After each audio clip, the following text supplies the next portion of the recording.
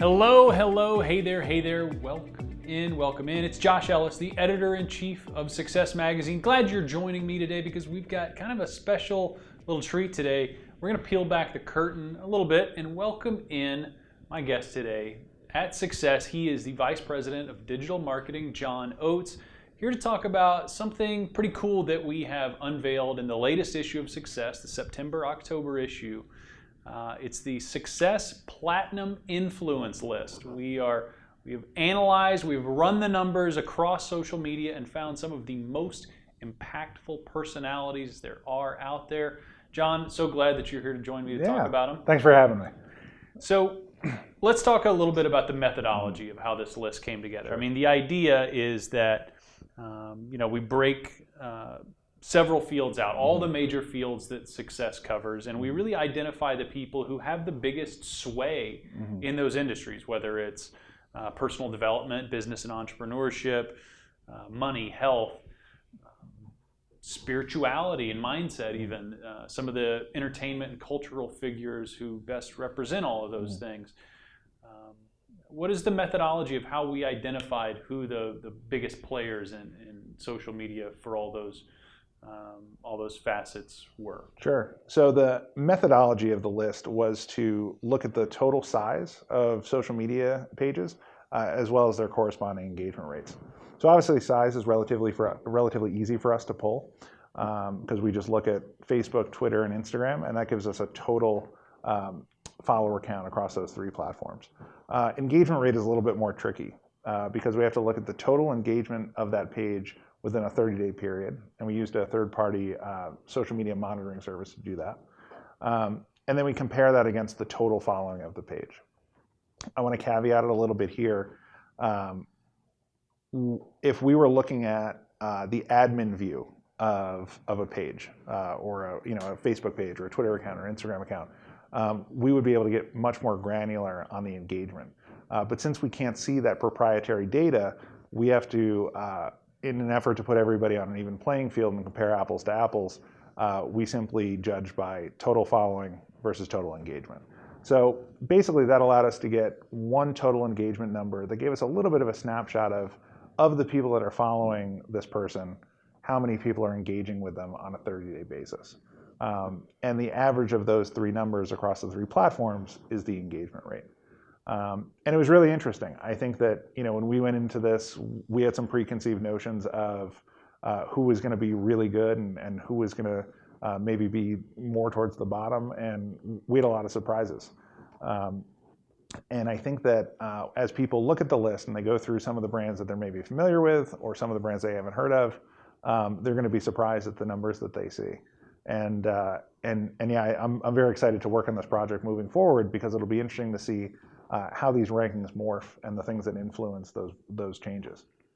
I think it can be really interesting for a lot of the people in our audience, our readers, the people watching this, as they see some of the takeaways, maybe create some insights for how those people who, like you said, had large followings and highly engaged followings, how they create impact and influence within that group. Because we talk a lot about the YouEconomy, right, through Success, and in sort of the modern era, it's not just about getting people to buy your product or your service or whatever you're selling, but you as an individual. That's sort of what social media represents today, is a platform where you can share yourself and tell that story. So who are some of the people, as you conducted the search, who are some of the people that really stood out to you in that way? Yeah, I mean, when we look at the different categories, and I'll try to pull a couple out from some of the larger categories, in the celebrity media category, I was actually really impressed with the Ashton Kutcher's engagement. He has a huge and robust following, and he has for a really long time. In addition to being a celebrity, he's also a big tech influencer, an investor. So just looking at what he was able to generate in terms of engagement when you have a following that size is really impressive. Normally when you have that many followers, there's a fair amount of drop-off or passive viewing that happens. So to see him kind of top the list in that category with those huge follower numbers was really impressive. Who else came to mind for you? Somebody in the personal development space or business and entrepreneurship? Yeah, I mean, in the entrepreneurship space, there are a lot of people that stood out, especially because it's such a cluttered space. I think a lot of people are doing a killer job of it, and a lot of people are trying to get their feet wet in that space and kind of position themselves as an entrepreneur and a thought leader. Gary Vaynerchuk had an interesting post today on his Instagram stories. My former mentor and boss. He said that fake it till you make it doesn't exist anymore. It used to exist when nobody was watching, but with the visibility of social media, it's hard to project yourself as something that you're not. And I think the people that have substance behind what they're posting and can share inspirational, entrepreneurial, educational content in that space and have the real brand to back it up are the ones that rise to the top.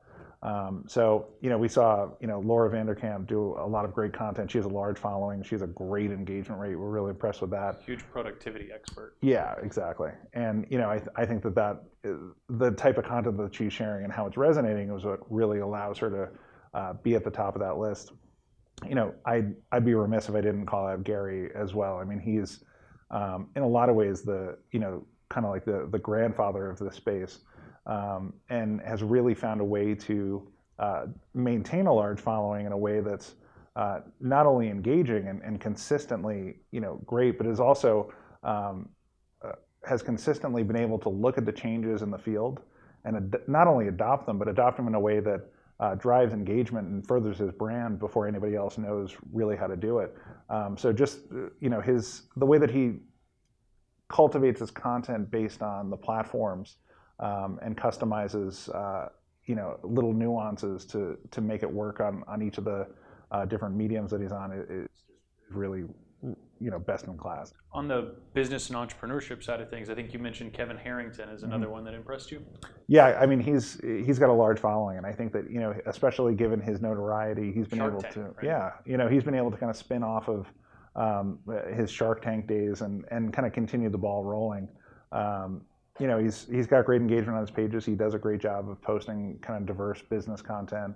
And we just saw based on his engagement rate, which actually surprised me a little bit, how engaged and rabid his fans were. So, definitely a standout in that space and somebody that I'll definitely be following a lot closer moving forward.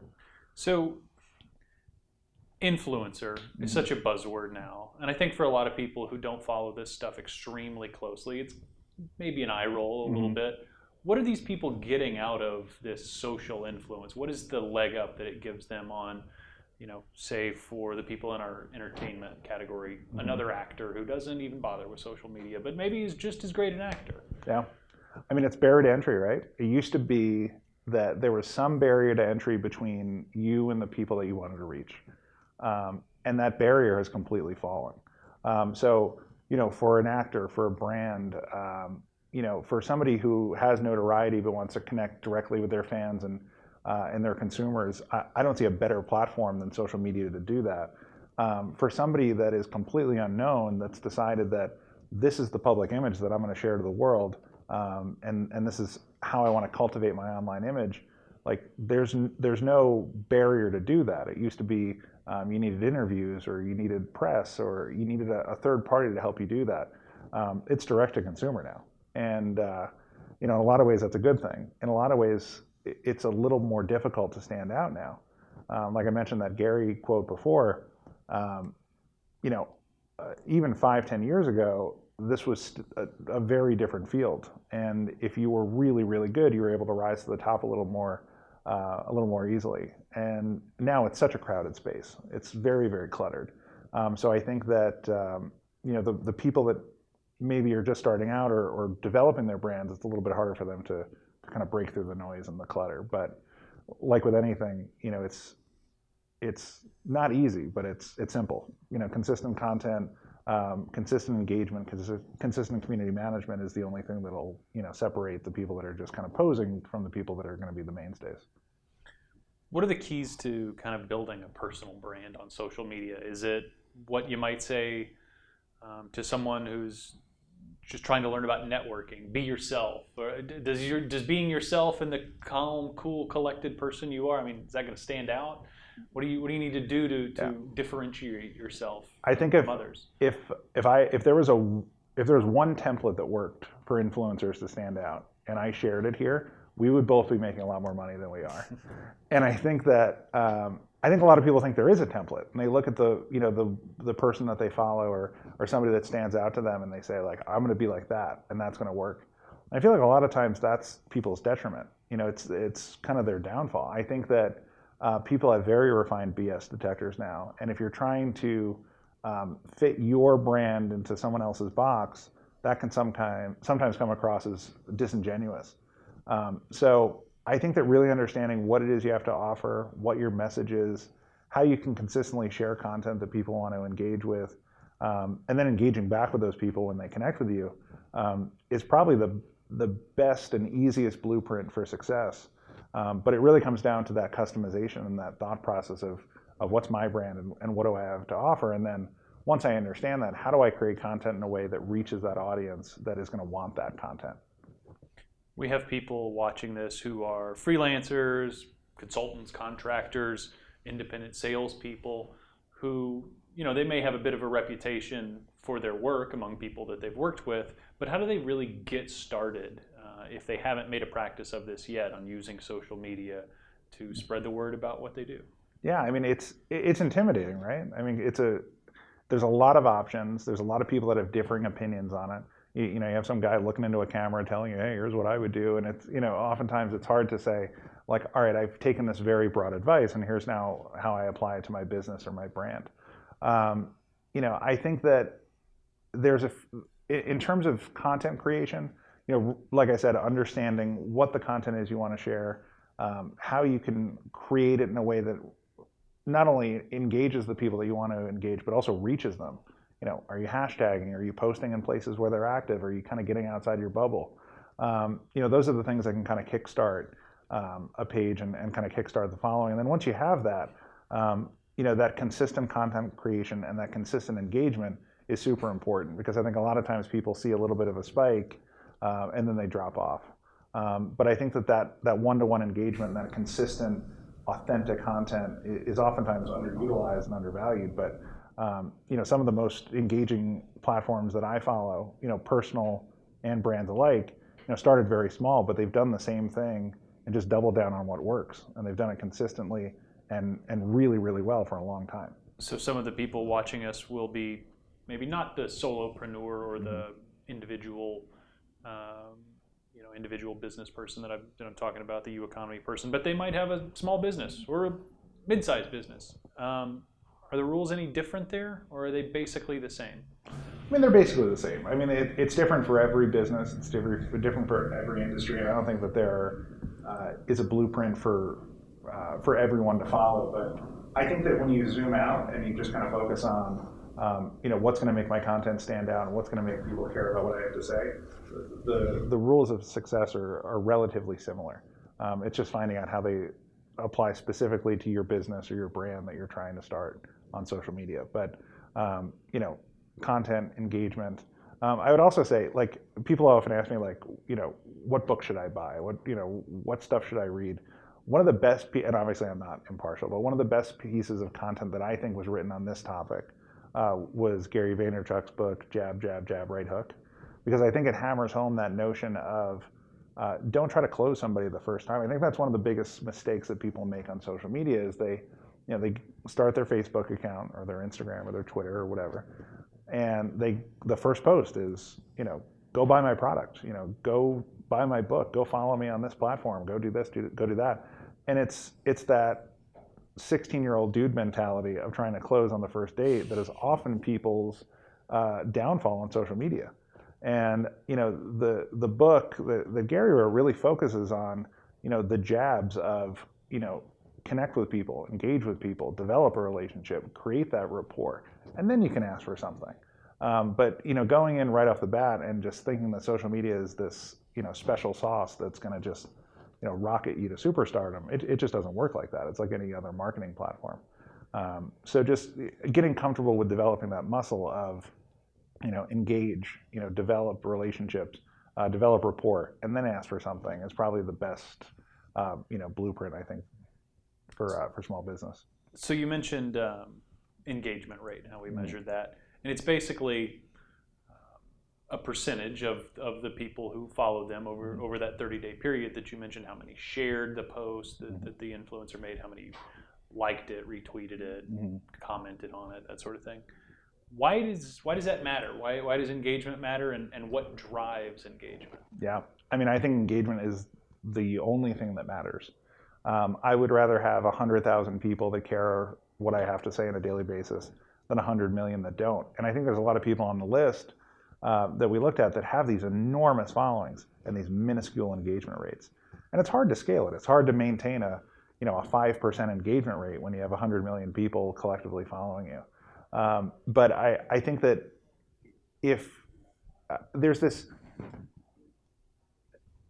notion in today's society that size equals relevance. And so if you have a large following, then you have a ton of people that care about you. And what we've seen is that's just simply not the case. That, size is just a number, and if it's not accompanied by engagement, it kind of doesn't matter. The pages that have large engagement rates oftentimes have greater reach and greater impact and greater social impact on their sales than a large page that maybe doesn't. So engagement is vitally important if you want to actually get any value out of your social media, because it's the greatest measurement of how much people care about you on those platforms versus just passively following you. Will you give us a sort of a brief history lesson of this? I mean, I feel like a decade or more than that ago, when some of these platforms were created, a lot of people did not realize that they would develop into the sort of economic marketplace that they really are today. And how did we get here? Yeah, I mean, I know that there are a lot of things that preceded it, but at least in my timeline, Facebook was the big thing that I remember as the first social network. A little bit of MySpace, but I wasn't super active on it. When I was in college, Facebook was the first big thing that blasted on the scene.